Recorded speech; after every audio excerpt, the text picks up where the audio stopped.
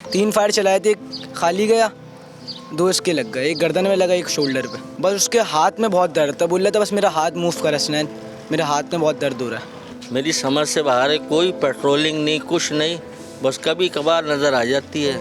ऐसा नहीं होना चाहिए। अब किसी का कुछ गया, हमारा बच्चा चला गया।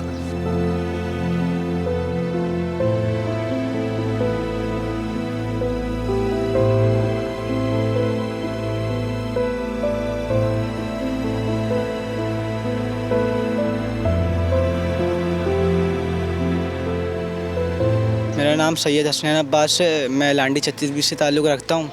डिग्री कॉलेज में पढ़ता हूँ। मैं कॉलेज के लिए रेडी हो रहा था तो मुझे फ़ायर की आवाज़ आई, तो मैंने बाहर आके देखा तो मेरा दोस्त है उस्मान, गली का दोस्त है, मेरे क्रिकेट साथ खेलते थे हम। तो बाहर पड़ा हुआ था, रश लगा हुआ, तो कोई उसको उठा नहीं रहा था। गोली एक इसकी गर्दन पे लगी थी, एक हाथ पे लगी थी, शोल्डर पे। तो एक बंदा हाईजेट लेकर आया अपनी कार, उसमें इसको बिठाया हमने, एम्बुलेंस लेके गए। इसमें मतलब इतनी जान थी कि मुझसे 2.5 घंटे इसने मुझसे बातें करी हैं। पहले हम इसको 4 नंबर लेके गए, फिर कोरंगी 5 के हॉस्पिटल, फिर जिना लेके गए। तो रास्ते पर इसने मुझसे बात करी। तो जब वहाँ का माहौल बड़ा ख़राब था, जिना का कोई शेड्यूल नहीं था इनका, इन्होंने एमरजेंसी वार्ड में ऑपरेशन कर दिया इसका। ऑपरेशन थिएटर में लेके नहीं गए, वरना ये बच जाता। इन्होंने वहीं टेंट लगाया, पैक करा उसको, वहीं गोली निकाली इसकी। उसके बाद इसने दम तोड़ दिया था।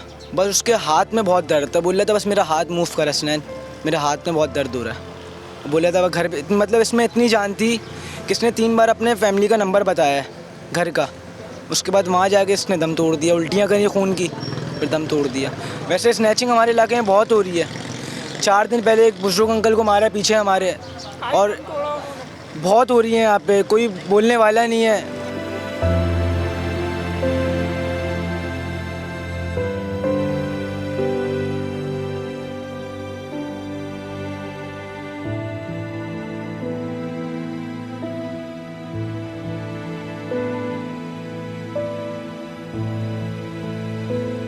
इसने मुझे ख़ुद बताया कि इसके रात इसकी गोली लगी कैसे। इसने बताया कि डकैती हो रही थी, वो वारदात करके जा रहे थे।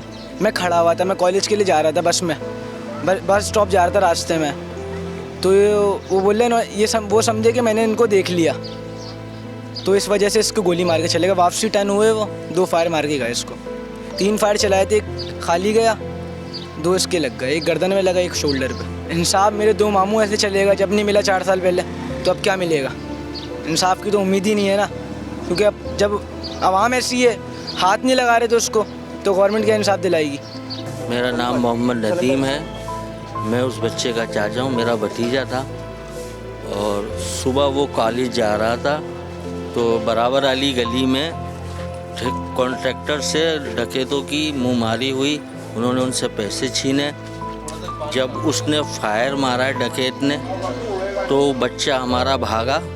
भागते में उसकी गर्दन पे गोली लगी है, शेरक पे गोली लगी। गोली लगने के बाद भी वो बहुत दूर तक भागा।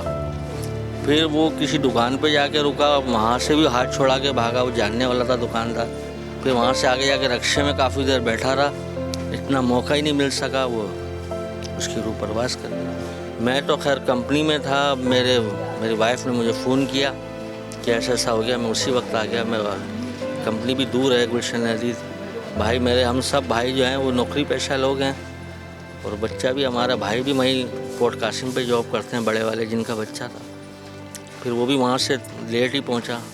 अभी तकरीबन 1-1.5 घंटा हुआ है, डेड बॉडी आई। मतलब वो बड़ा खुश मिजाज का बच्चा था और किसी से कोई बदकलामी बदतमीज़ी कुछ नहीं करता था। सीधा अपने तदरीसी जो अमल उसका है उसके लिए बाहर निकलता था बिला वजह। ना यार दोस्तों में भी कोई ऐसा एक्टिविटीज़ नहीं थी उसकी। बस अल्लाह ताला ने उसको शहादत की मौत देनी थी। मैं ये कहना चाहता हूँ कि ये मतलब जो गरीब लोग हैं, नौकरी पेशा लोग हैं, इनका क्या कसूर है? अगर कोई डबल सवारी पे निकलता है तो कम से कम उसकी रोड के किसी भी मोड़ पे उसकी स्नैप चेकिंग तो होनी चाहिए कि वो कौन है, किस किस्म का है। कोई पूछने वाला नहीं है। हालांकि हमारा लांडी थाना, इतनी मोबाइलें हैं, सुबह में जब ड्यूटी जाता हूँ लाइन से खड़ी हुई होती हैं, लेकिन मेरी समझ से बाहर है। कोई पेट्रोलिंग नहीं, कुछ नहीं, बस कभी कभार नज़र आ जाती है। ऐसा नहीं होना चाहिए। अब किसी का कुछ गया, हमारा बच्चा चला गया। मेरा नाम बाबर है, मैं उस्मान का दोस्त हूँ। वो मेरे सामने छोटे भाई की तरह है। उसकी एज 19 साल की भी नहीं थी, वो कोई 16-17 साल का था और बहुत ही ज़्यादा खुशमिजाज, कोई फालतू बैठना उठना नहीं है। बस गली में आएगा 6 बजे के बाद वो घर से बाहर नहीं निकलता था।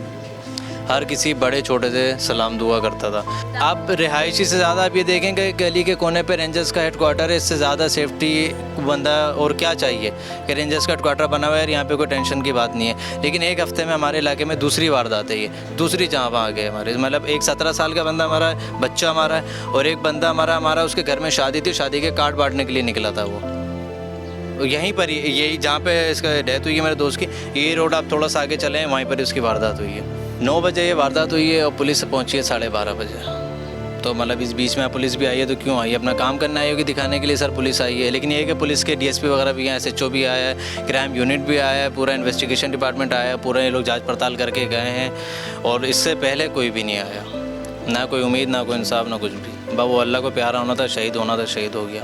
अब इसमें ये भी आपको पता है 1-2 दिन पर गर्म मामला चलेगा, फिर 1-2 दिन में किसी न किसी की न्यूज़ आ जाएगी। तो इस मामलों को, इस इशू को उठाना फिर इंसान के लिए फजूल ही है।